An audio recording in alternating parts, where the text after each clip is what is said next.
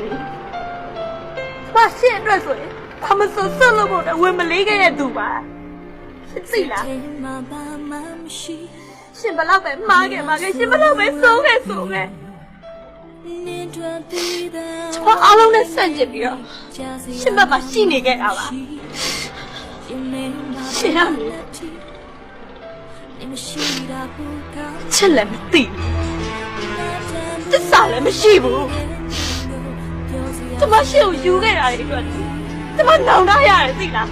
ကျွန်မအမားကြီးမောတော့ပြီကျွန်မတိတ်ဝင်နေတယ်